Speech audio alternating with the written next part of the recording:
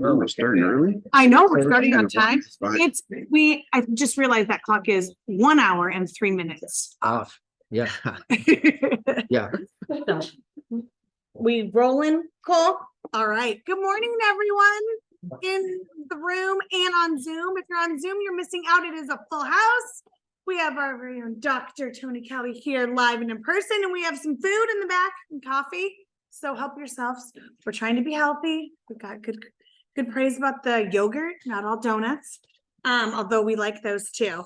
But before we get to the meat of today and start talking about all the NAR litigation with Tony, let's just go through a couple housekeeping things.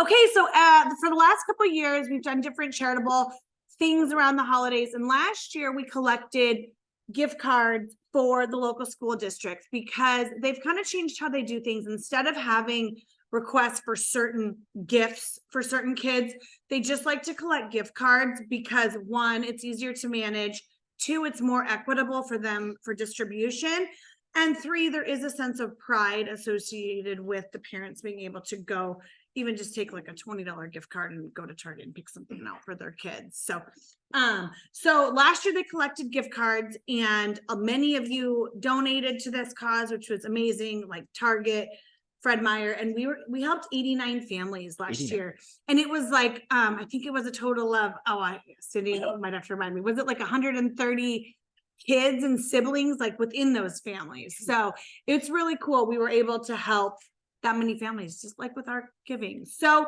we're starting it again. They've already, one of the Tiger Charlton School District social advocacy reps has already told me that they have more requests now early than they have the last couple of years. So families are in need more than ever. So we're going to be collecting those now until like early December, so we can make sure to get those to the school district. So if you have those, please bring them in to Sydney.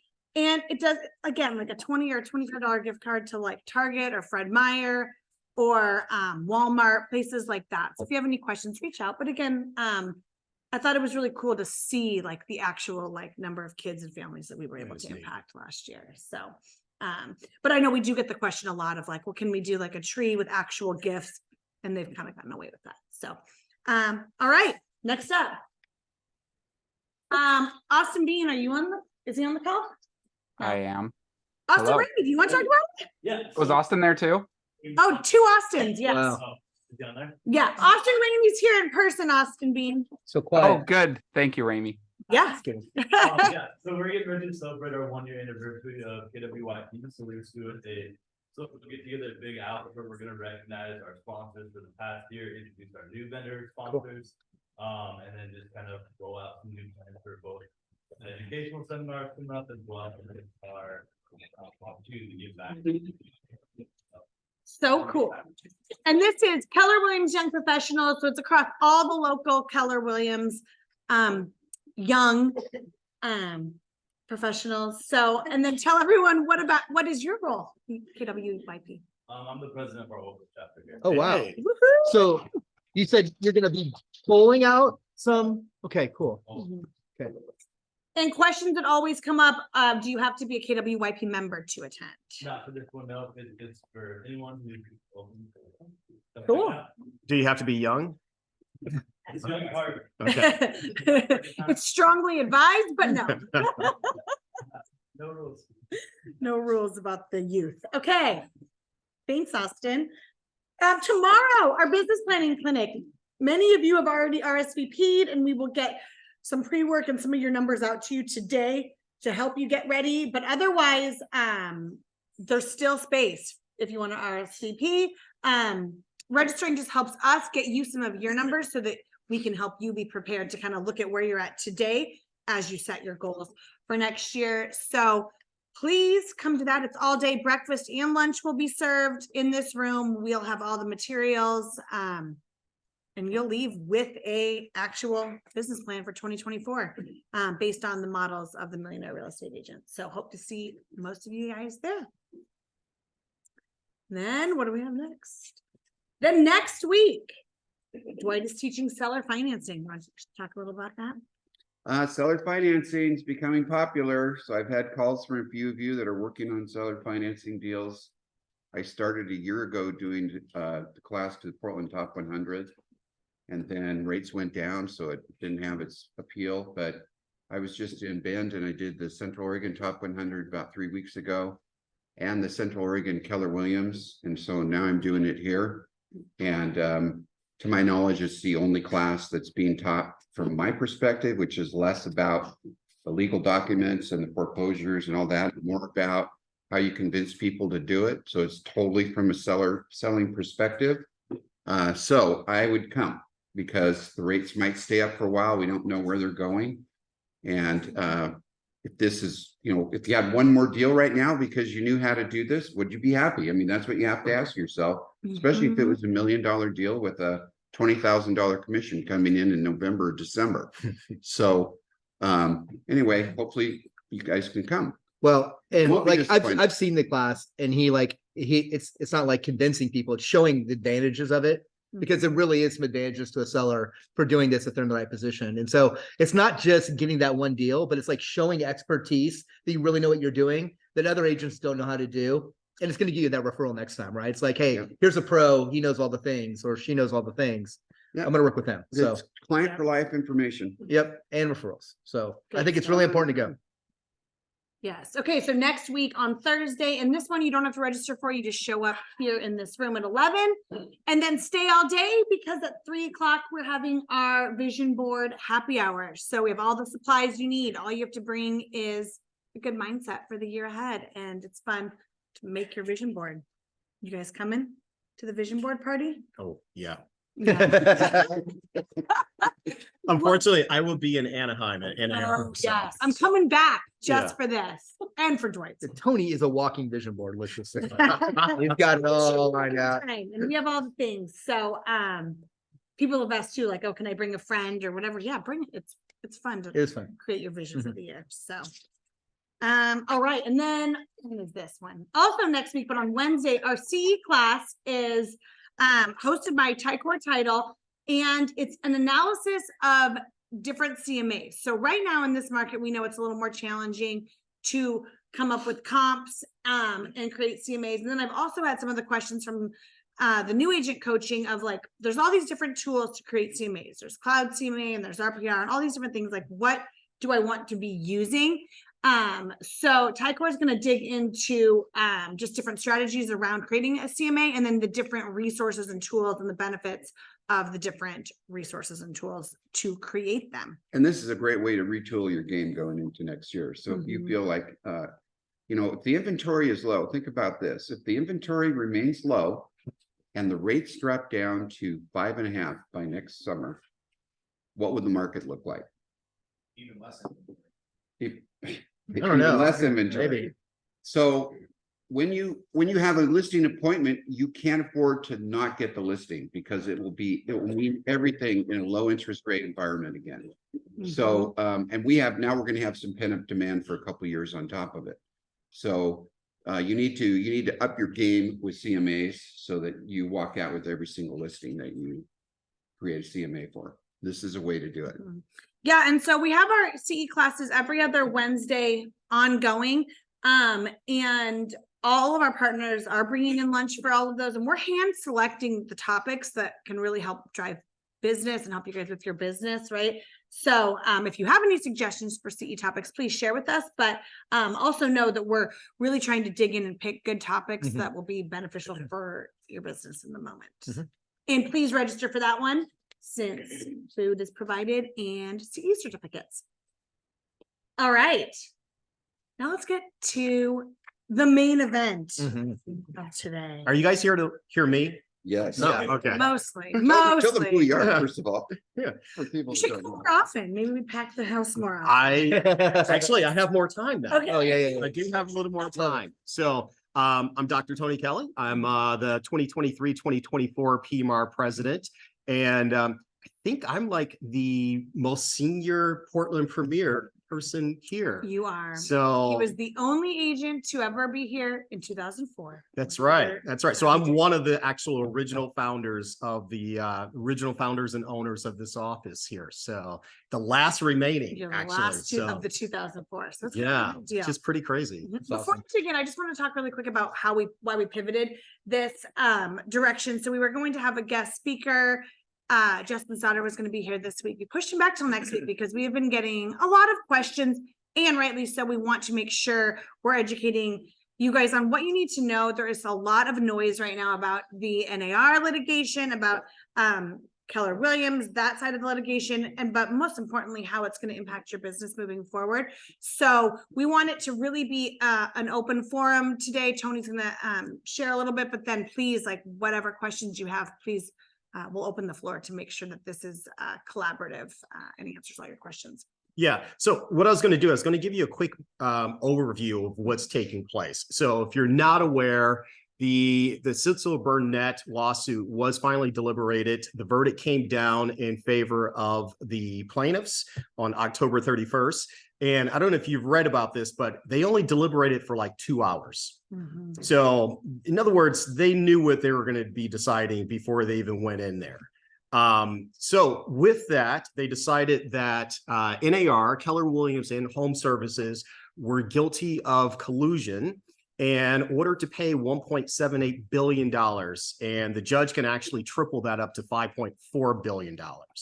So the crux of the lawsuit was that this is all regarding cooperative compensation.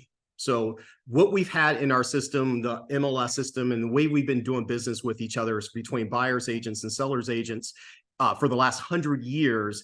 This is what this lawsuit is all about. So I want to be very clear that you're probably hearing about other lawsuits, or if you're on various websites and like Masters of Real Estate and all that kind of stuff. First of all, please be careful there, because there's just a lot of toxic garbage on those type of sites. Mm-hmm. And please be aware that the plaintiffs' lawyers they're scrolling through and reading all those comments and using that information for the copycat lawsuits that are going to be following here. So, but anyway, what it is they believe that between the large organizations forcing the sellers to actually have to pay compensation, one, to even be in RMLS or the MLS system, and two, that compensation going to the buyer's agents from the sellers, that was a form of collusion, and it artificially kept prices or the fees very high, higher than they would have been without having that in place. And so again, the jury decided in just 2 hours that that was the case. So what I want to say, like, again, when you read about things like, well, does this mean NAR is going away or associations are going away? This has nothing to do with association membership. It has nothing to do with NAR membership or PMAR membership or Oregon Realtors membership anywhere in the country. The other thing that's really important to understand is that this verdict is the injunction only applies to Western Missouri. So that's where this this suit was actually filed, was in Missouri. So it only applies there. That being said, it did create a persuasive argument that is going to spur copycat lawsuits. In fact, immediately after winning this verdict, they literally the same day, filed another class action lawsuit against the other big players out there. So don't think because the Remaxes and the Redfins and people like that weren't named in this particular lawsuit that they're getting off scot-free. No, they're literally just turning around and they immediately file lawsuits against them. We're going to see even more of these. Just being honest, the other shoe on this has not actually dropped yet. This verdict is not. This is not the end of, as far as like the inimical impact that we're going to have on the real estate industry. Now, I'm not trying to scare you. I'm just trying to be very real. There is more to come down. Okay. And there'll be a lot of spin depending on what side people are on. A lot of spin. Just be careful about what you read. Well, and the spin already started. So you've probably seen Wall Street Journal articles. You've seen New York Times articles about Remax is quitting NAR, Redfin is quitting NAR. In fact, I was here speaking, I think it's like a month ago, and it was like right after Redfin had announced that they were quitting NAR. This is them as a corporation, but this is not down to the office level or their affiliate levels or the agent levels. So it doesn't mean that they're making their agents quit NAR or any local member associations at all. All right. So that was spun completely differently than what the actuality is. Okay. Again, with that, and you're going to hear me say a lot of times, with that being said, one of the things that you're probably, I would say the next shoe that's going to drop is the requirement to be a member of MLS, any MLSs, that you'll have to be an associate member. So like right now, you can't have your listings on RMLS. You can't be a member of RMLS unless you're a member of PMAR, which means Oregon Association of Realtors, as well as the National Association of Realtors. That's probably going to change. All right. So those lawsuits are also out there, filing around. And that's probably, in some states already don't do, Washington, you can be a member of the association or the MLS up in Seattle and not be a member of their state association or their local association. So you're probably going to see that filter through the rest of the country. But anyway, I'm getting ahead of myself because this lawsuit had nothing to do with that. This is literally just about cooperative compensation. So the next step for NAR is they're immediately going to appeal this to the 8th Circuit Court of Appeals. And that process is going to take years. And if they lose there, I guarantee they're going to appeal to the Supreme Court. So you're still looking at, before you see like a nationwide injunction that's going to like actually change our business through law or legislation, you're probably looking at maybe 5-6 years. That being said, I told you I was going to warn you. That being said, in the meantime, I think it took them 2 hours to deliberate. So what does that say to you? They're like, they had a pretty compelling argument that they made there. And I want to make that very clear that let's be real. Let's prepare ourselves. It's going there. Even if we go to the Supreme Court, it's probably going to change. They're probably going to win some aspect of this as far as like compelling sellers to pay cooperative compensation to buyers agents. So again, I'm not trying to scare you. And I just want to say, this is an opportunity for us. I was talking to Cricket about this, and I was just speaking to 600 agents over at More Realty yesterday. And yes, there's a lot of consternation. There's a lot of fear, like, hey, we've always done business this way. And one of the things that I said is, how many of you, we all work with internet leads, right? How many times, and I'm going to ask you to raise your hand, how many times have you set up an appointment with an internet lead, gone out to the site, and been ghosted? The buyer never showed up. Raise your hand if that's ever happened to you. Oh, come on. Everybody, that's happened to you. Come on now. So, but, that's an example of where we haven't, on the buyer side or buyer's agency side, we're not taken seriously by the public when it comes down to providing that type of service. So this is going to change that, because one of the things that you will need to start doing to protect yourself, and eventually this probably will be legislation, is that you've got to start using the buyer broker agreements. Now, I can tell you, I've been doing this for 20 years. I've done over 1,000 transactions, and I have used the buyer broker agreement 2 times in 20 years. So I'm not, trying to lord it over you that like, oh, yeah, you need to do what I do. It's like, I don't do it either, but I'm going to start doing it. We will have to start doing this.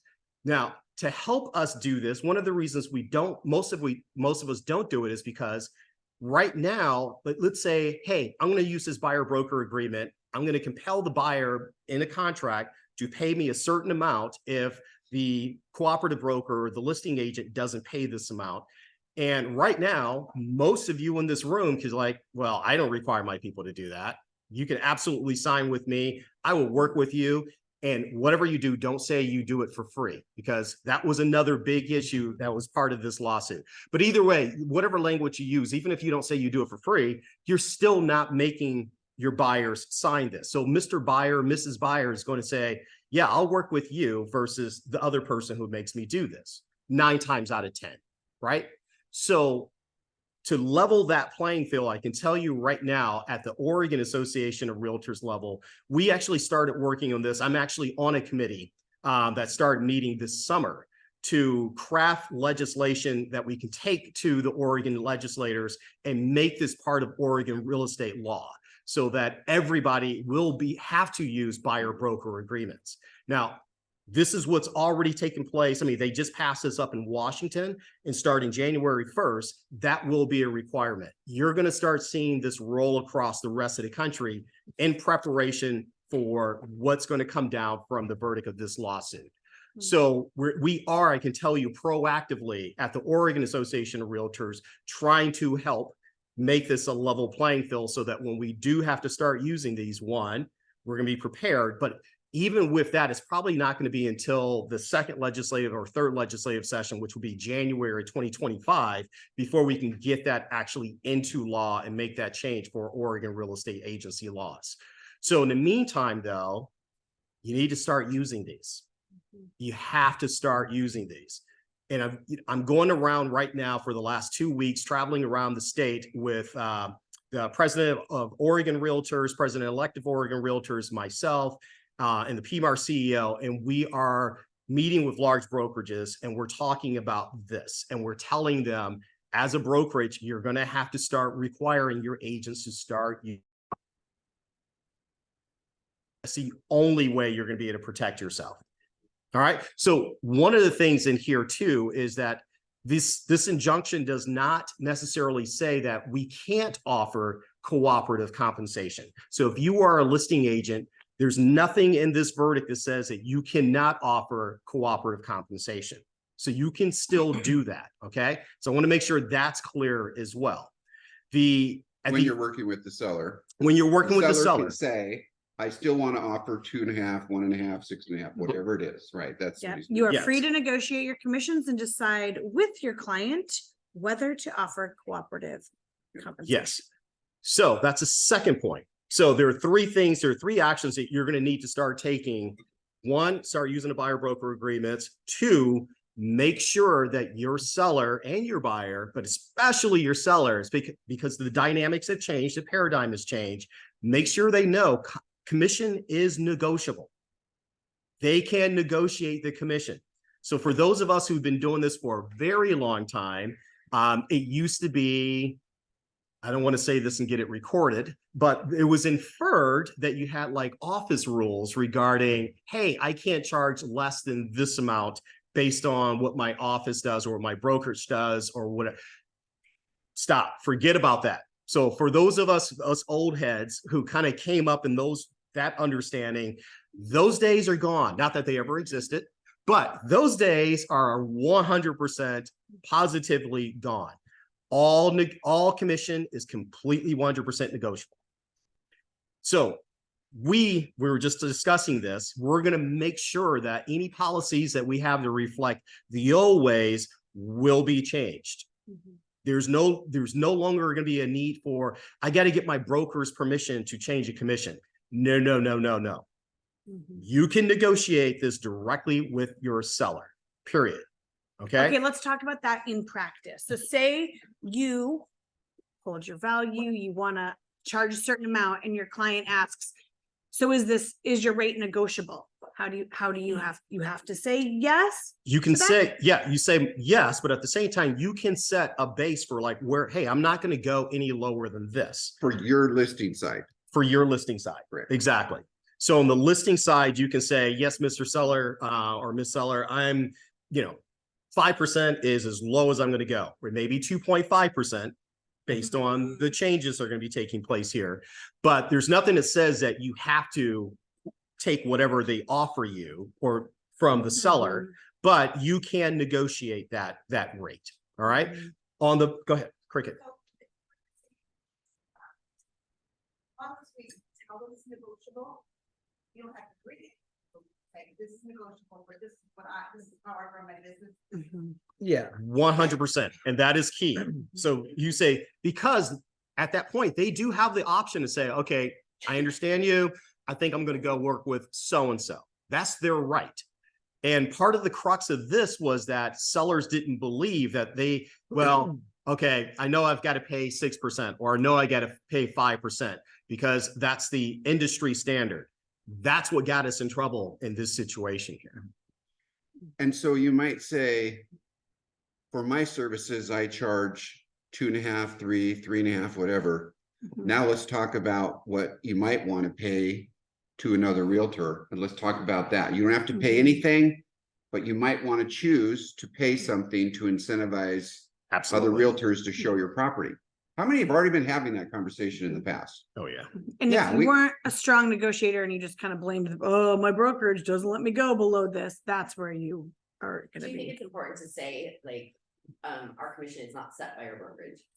Yes, I will say until things, please, no, seriously though, but that's a really good point because you got to understand right now, the public, first of all, the public doesn't even know much about any of this stuff here at all. I mean, they're reading the headlines from the Wall Street Journal that were blasted last week and have filtered through local press and media, but they still don't necessarily understand the crux of what took place here, right? So when you go on your listing appointment tomorrow, they're probably still have the expectation that it's going to be 5% or 6% or whatever it may be. I'm just making sure I'm not. Yeah. So, Wherever yeah, it is. whatever that may be. Mhm. But please, I would say for the next year or so, we got to start changing the tenor of the conversation and letting them know my broker does not set a specific number. So my commission is negotiable. Yeah, my conversation would be, commissions are negotiable. I charge 3% or whatever my number is, Mhm. 2.12%, I don't know, whatever it is, right? I'd have two separate conversations. The one about what they're gonna pay us and one about what they may want to pay a buyer's agent. And just give them a really factual description of why they may or may not want to pay a buyer's agent. Like, Mhm. I mean, buyer's agents are still gonna want to get paid, right? They're gonna be required, like, who in this room is gonna sell a house for nothing? Who's going to work with a buyer and represent them, take them all the way through the process and not get a commission? Raise your hands.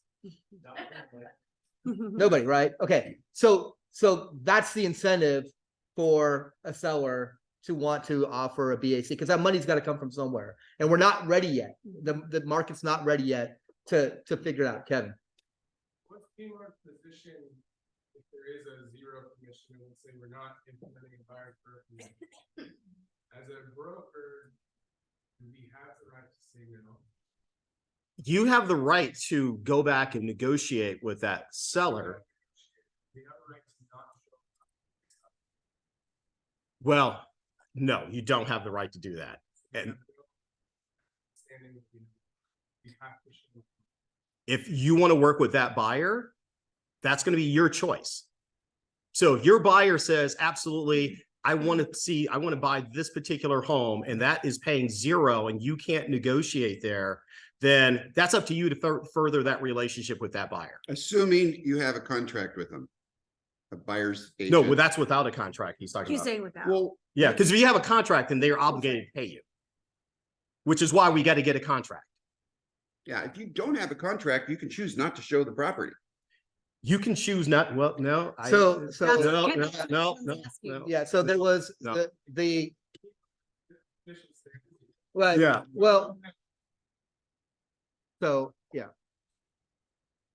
There was a testimony by the guy from Home Service, the CEO of Home Services America. He said it was a violation of the Code of Ethics to not show the house for 0%. I think you can challenge, this is me, I think you can challenge that today. Because who's gonna argue that? Who's gonna argue that? Really? Work for I'm- free. Let's go intentionally. I'm just going to go ahead and say, Yeah. that's going to be between you and your buyer. Yeah. So have that conversation with your buyers, like, hey, you know what? This home is showing, is 0. If I can't negotiate a commission with them, that's where you got to negotiate the Mhm. commission with the buyer. And that's the whole purpose of the buyer broker agreement. Mhm. But here's how we got in trouble. We got in trouble because we literally had, even like before, for RMLS, right now, the way the system is set up is, and we're going to be making that change based on this. We should have made this change a while ago. But it wasn't until NAR had decided in the last, about 6 months ago, that 0 is acceptable compensation. You could put 0 into the MLS as acceptable compensation, right? Because otherwise, that was part of this whole collusion piece. It was like, well, in fact, it used to be up until like, 3-4 years ago, you could still search in RMLS, not just for the homes, but you could search for the by the BAC. So that lawsuit, we lost that lawsuit. Maybe it's like 10 years ago. I forget. It's been doing this for a long time. But for those of us who've been doing this for a while, you remember that you could actually search by BAC. That plays right into this whole collusion piece and artificially keeping prices high. Because what happened was, it's like, well, this is only paying 2%. I'm not showing my client these homes. You can't do that. You simply can't do it. So that goes back to that zero. If it says zero, this is where it's going to be incumbent upon you to get that buyer broker agreement so that you're not going to get screwed and not make it, get a commission for going through with that transaction. And the only way we can really protect ourselves without falling prey to collusion. Otherwise, there's going to be so many more of these lawyers who are going to be coming around looking for class action lawsuits. Again, this created persuasive argument that will be used by a ton of plaintiff attorneys. Barbara. What do you see does for buyers so much, like for home buyers? What do you see like happening in the next couple years with sellers? Like, are we really seeing this big deep discounts on BACs and buyers struggling to find something because agents maybe have to get paid, you can't just work for free. Right. Yeah, and you're right. And this is the argument that NAR made too, is that you're hurting first-time home buyers, you're hurting those who are historically disenfranchised, your minority groups, who, they're doing everything they can just to save up the money for the down payment. And now we're asking them to pay the BAC as well. So what you're going to start seeing here, and I can tell you again, behind the scenes, we're working with the mortgage brokers associations so that we can start changing their rules to allow buyers to actually roll this into their loan. That's the only way that a lot of buyers are going to be able to afford to do this. Right now, the mortgage broker associations are like, well, we want to wait and see what happens before we make any substantive changes. And they're, a lot of times they kick back like, well, we can't do that. Well, actually you can. It's like you already roll appraisals and all sorts of other stuff in there. So we know you can do it. It's just a matter of they're saying, well, we're going to wait. And I don't know what they're waiting for. In fact, I will say you're probably going to see that change very quickly because, you got to be an idiot not to read the room here and see where this is actually going to go. I'm just being frank. But are they making any effort to change the Oregon listing agreement? Oh yeah, well, we'll be all over that. Yeah. Those are, well, you've got somebody here, so. Yeah, well, the RMLS listing agreement already delineates the two numbers, right? There's the total commission. Yeah. And then of that. So I was on a talk with some other PBs last week about this, and the knee-jerk reaction was, well, let's get a form together. Let's get a form together. The problem is we don't really have the ruling. It doesn't apply to our area, and we have to be careful with what we write because we could trip and actually make it worse. We could actually incriminate ourselves by what we say on the form.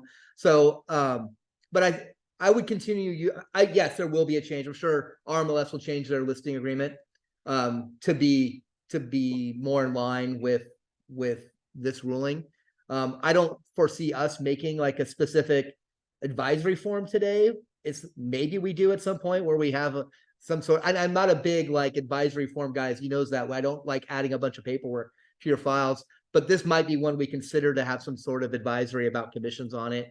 I just don't know what it would say yet because we don't have law. And that's just it. So we're kind of, we'd just be guessing. I don't know if it provides any more cover or if it actually incriminates us. So I'm not sure how that would all go.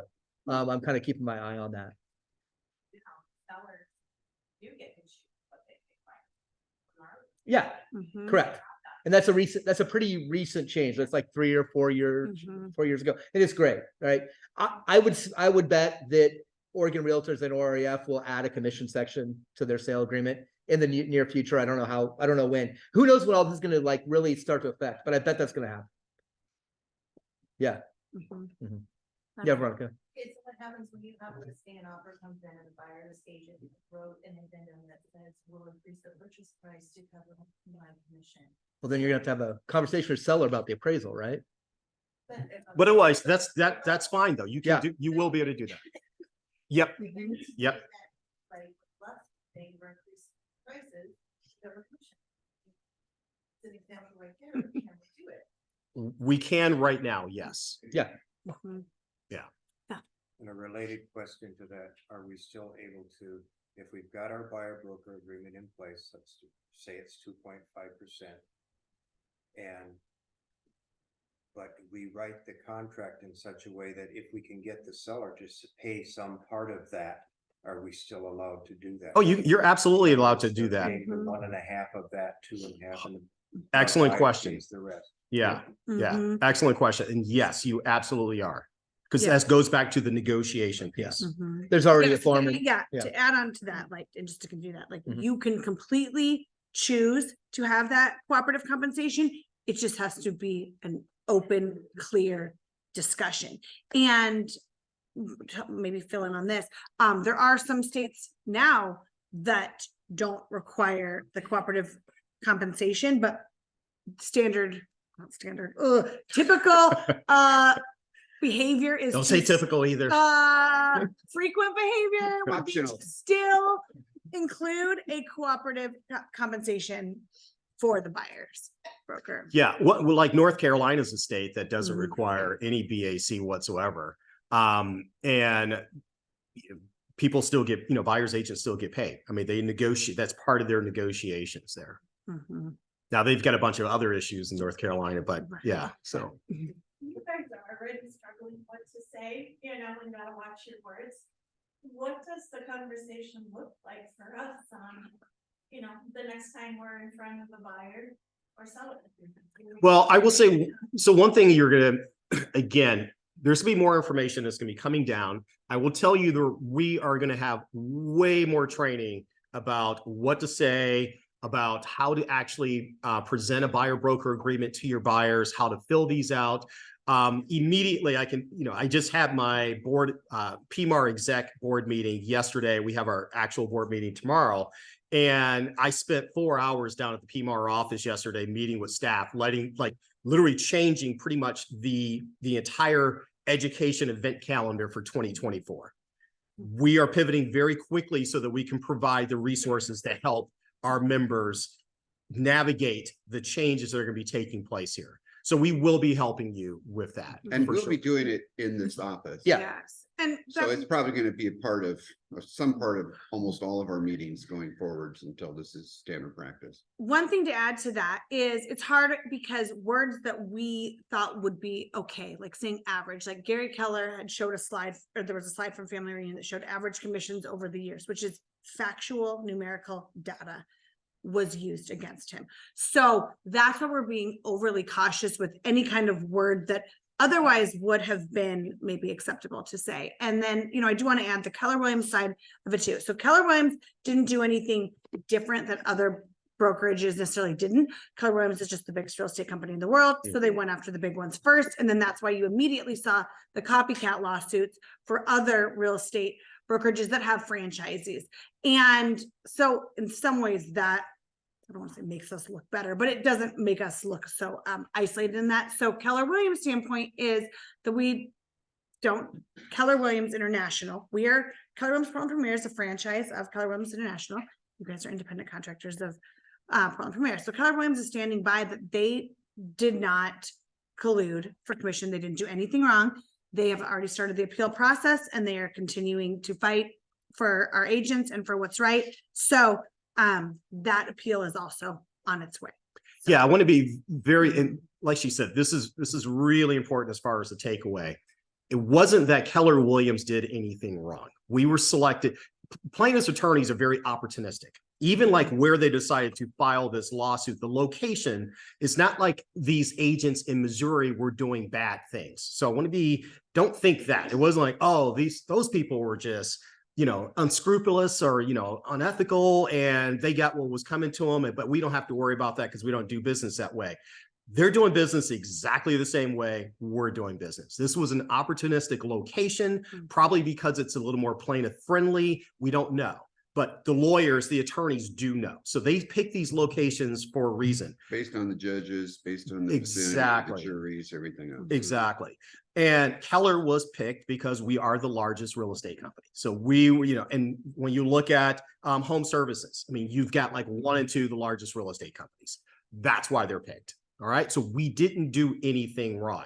And if anything, I can tell you, you should be incredibly proud of the fact that Keller Williams fought this, not just for Keller agents, but literally for the industry.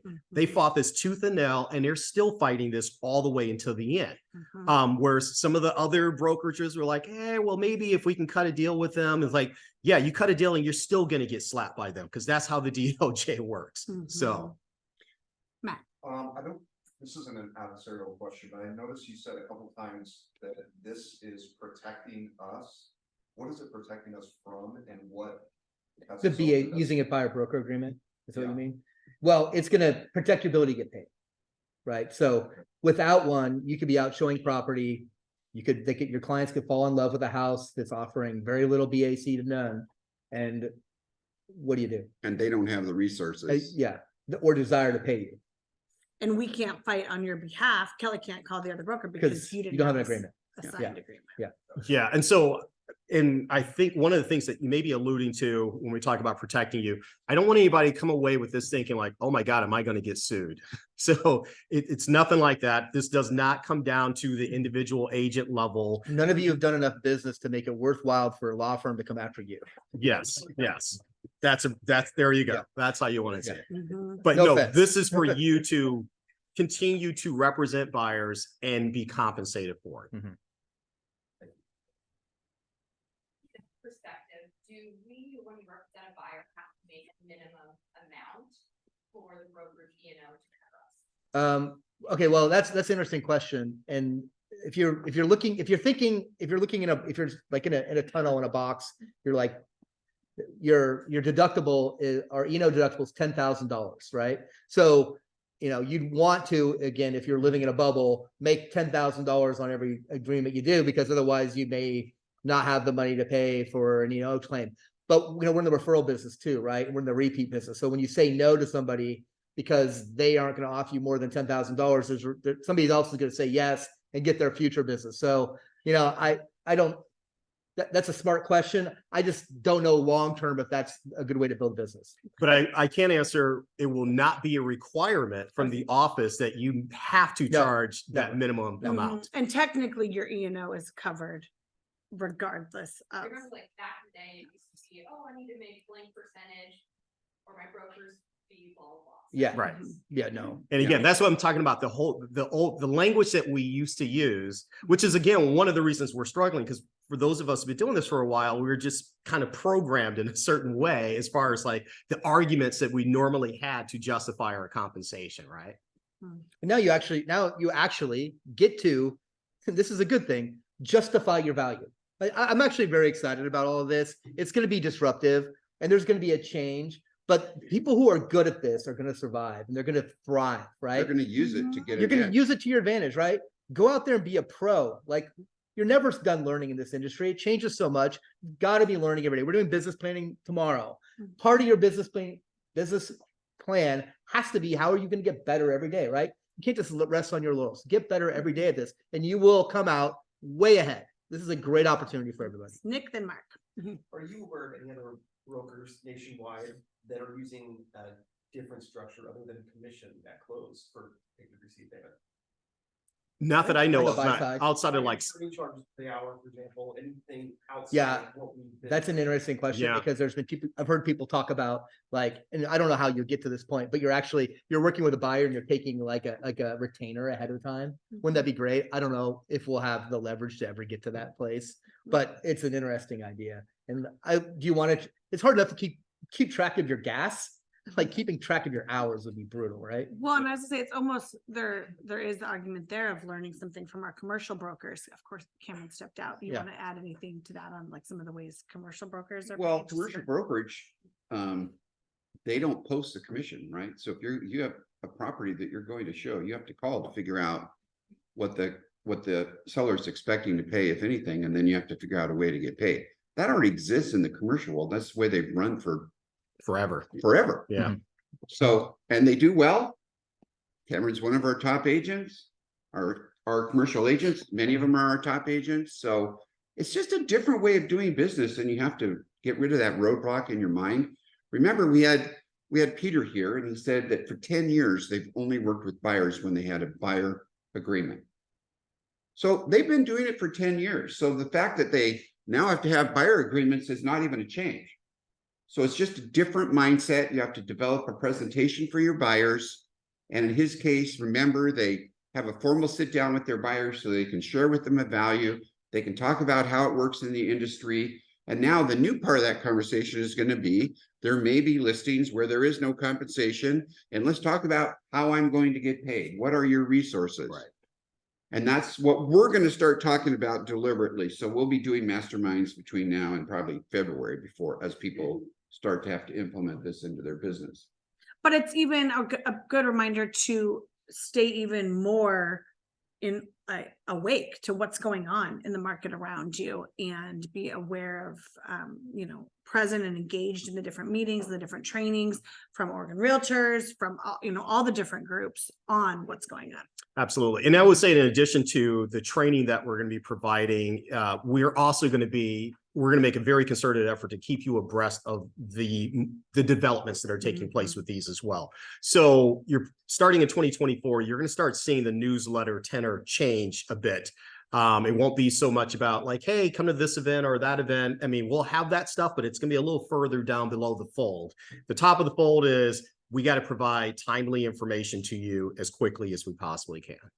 Mark. I'm going to put this out there. If you're pursuing best practices, you have an opportunity in this office every Friday morning to learn how to negotiate. If you're in the position to be defending your position and negotiating, you spend an hour and a half a week learning to be a better negotiator, especially with a topic like this. It's already here in the office Friday mornings at 6:30. About $120 a year. All right. Thanks, Mike. Kevin, then Grace. Barring a suspension of the payment, what do you foresee payments going up to for NAR and anything like that? They're already set. Yeah, so For the those year. are set. This has nothing to do with what our membership fees are going to be. Is there anything to stop us from negotiating our VAs directly with the sellers in the purchase agreement? You mean without going through the agent? But yeah, but writing a term. Right. Oh, yeah. 1%.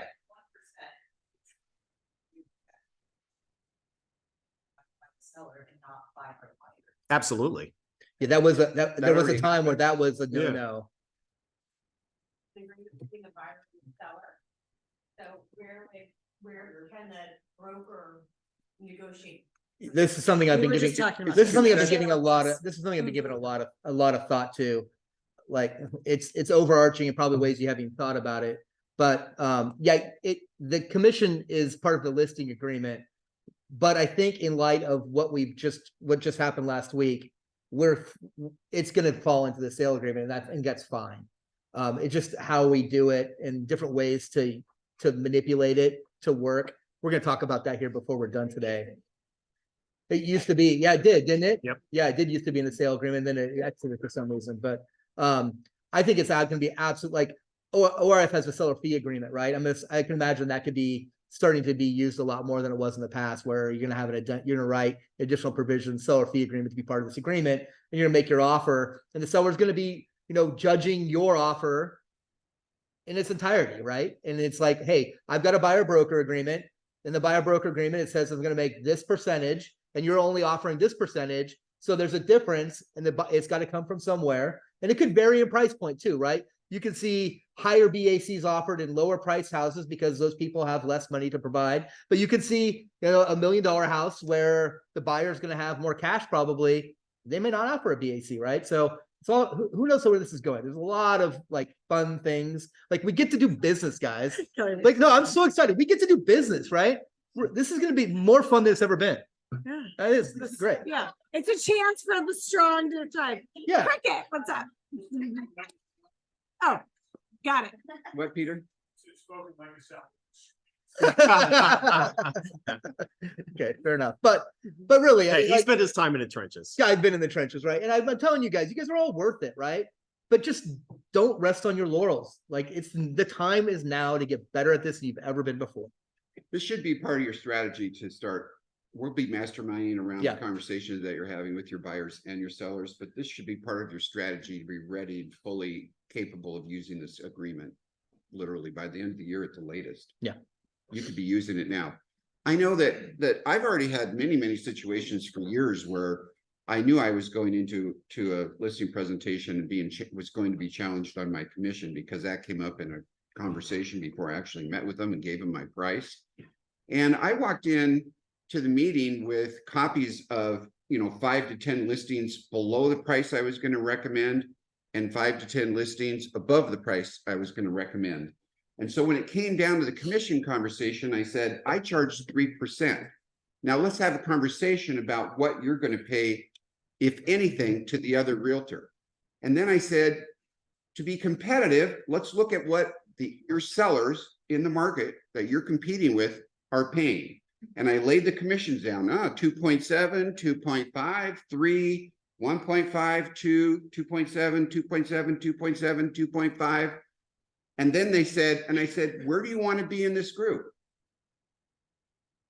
And the owners came to their own conclusions. Oh, we want to be 2.5 because we want people to be enthused about selling our house. I've been doing that for over a decade, probably 20 years, when I knew I was going to have trouble with my fee. So is that going to change? No. So that's not going to change. Only the numbers might change a little bit because builders, for example, that think they have the best project in the world, or they sold their first 3 houses before they were finished, I can totally see them, especially some of them, lowering that to 0 or 1. Oh, yeah. And then you have to decide. Exactly. Yeah. Yeah. So you just We have know to who the decide. builders are who are going to take advantage of this, right? Yeah.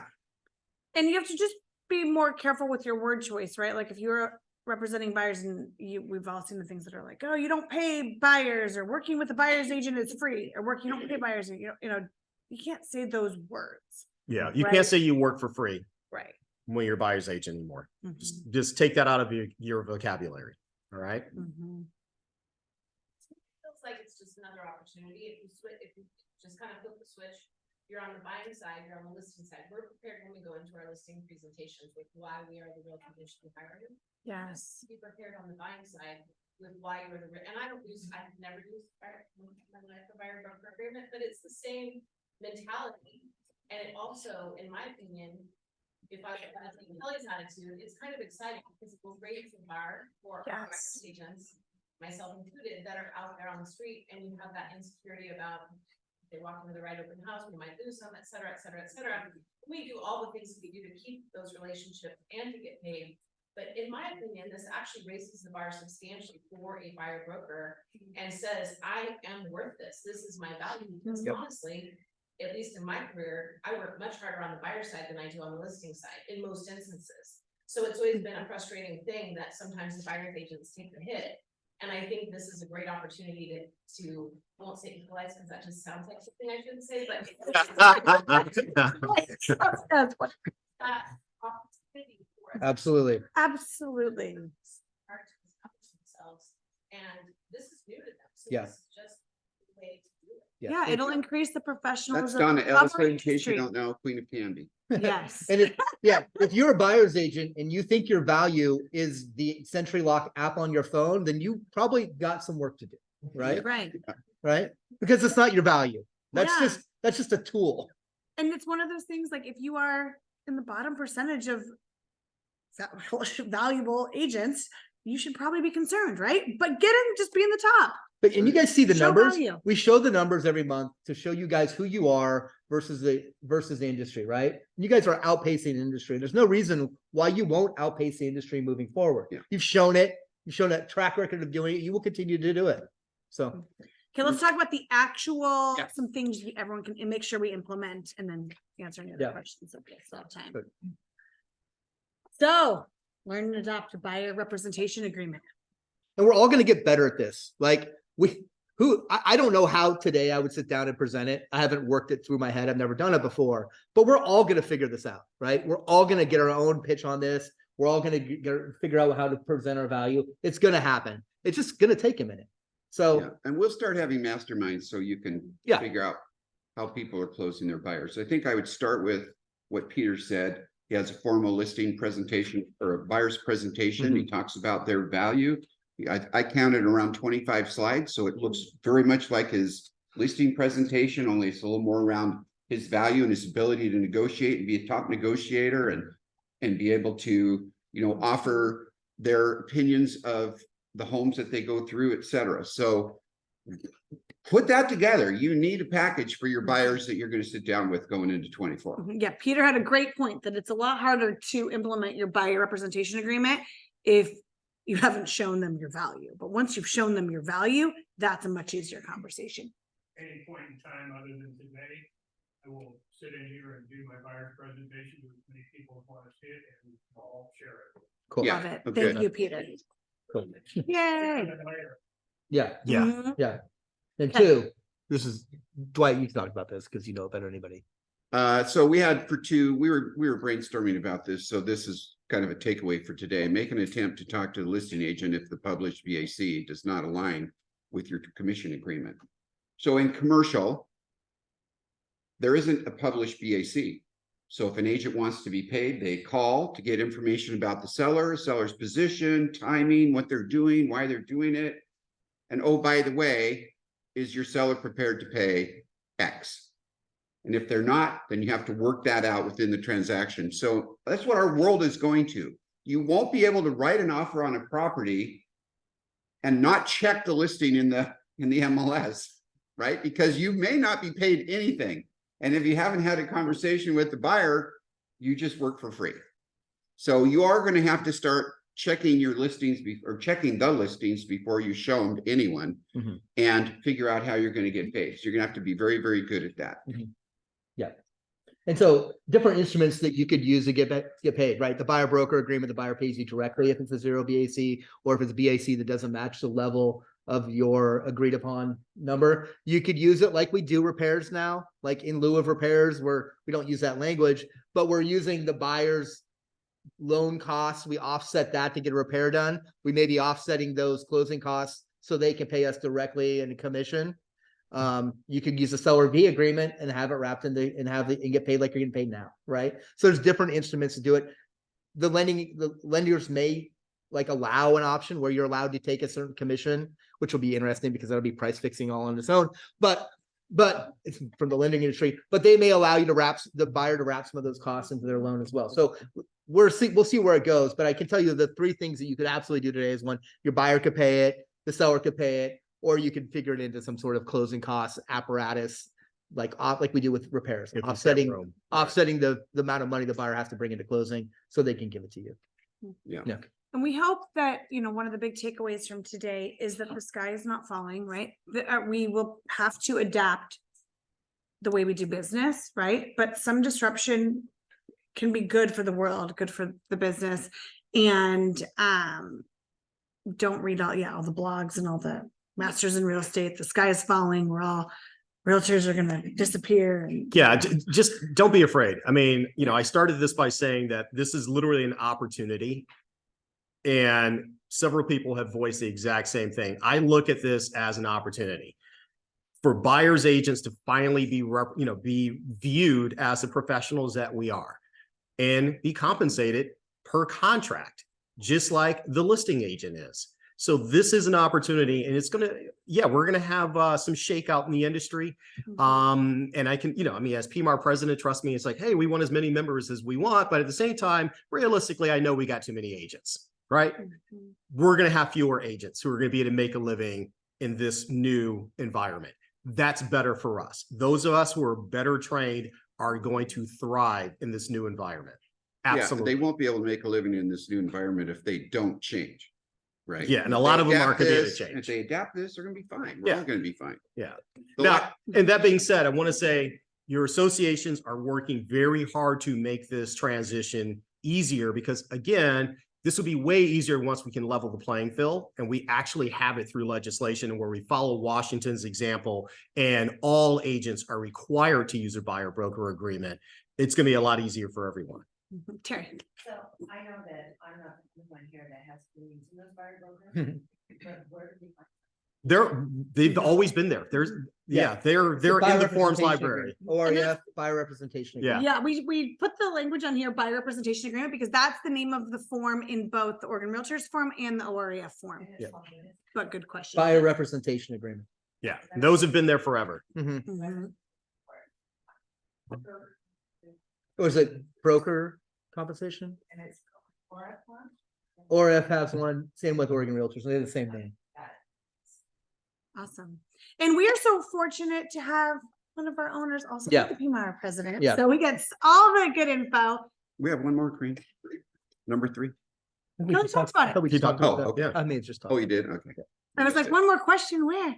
Where? I don't see it. Yeah, I will say you're going to start seeing a little more of me as well. I am finished with my doctorate. So that being said, especially in this capacity, it's like I'm going to give you guys as much inside baseball information as I possibly can. We get priority. over You literally get priority. So I have a vested interest in you guys being successful. So thank you. Yeah, right. Thank you. About that. Right, big round of applause for Tony. for that. I was expecting a cake today or something. I know, I Hey, know. also, Like a stethoscope, maybe? I would just add this Yogurt. from my perspective. Gary Keller is a multi-billionaire. He doesn't like to put it out there. We've been told that. And I have had conversations with people that are close to him. He's heavy in investments in real estate. He's going to figure out how to pay the settlement. So KW is not going to disappear, folks. It will live on, and we We're will not adopt paying a settlement. buyer's agent Not paying a agreements, and real estate will Fighting. continue the way it always did. Fighting. Yeah, the judge has not ruled on the Mhm. penalty yet. And Mhm. one of the things that's very interesting was that in this case, 90% of the class that was named were also buyers that took advantage of the system as well, right? So there's no way there's no way the class could say we were damaged by this amount with a straight face. And so I don't think a judge They're can rule it that determining one. what the legal impact. I mean, they will could do be. they could do the treble amount just to push it on to the next layer, but people are a long ways away from paying anything out on this. Oh yeah, Far away. we're at least 5-6 years away. Right. Yeah. So, And NAR is, in my Keller Williams note, it says NAR plans to ask the court to reduce the damages awarded by the jury. yeah, for that's both already in play. Yeah. NAR and KW. So good questions. Keep bringing them to us. We're here to answer any questions you have. Take them to Kelly first. I follow this as close as maybe as close as Tony. Yeah, so I'm was really on this, top of was it. this helpful? Yeah. Okay, great. I just want to make sure I'm bringing some value to you here, so. Just remember, there is a lot of spin about this. There's a lot of headings. Realtors are done. Real estate industry is over. Folks, there are people that don't know that are spinning this. They want to get emotion out of you. Yeah. It's possible that people in the law industry will be doing this to try and temper the sentiment of people. So just ignore it. Just go on doing business, but this is what you need to do.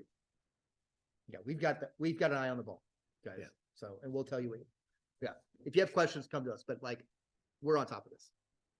Yay. Thanks for All right. see y'all next week.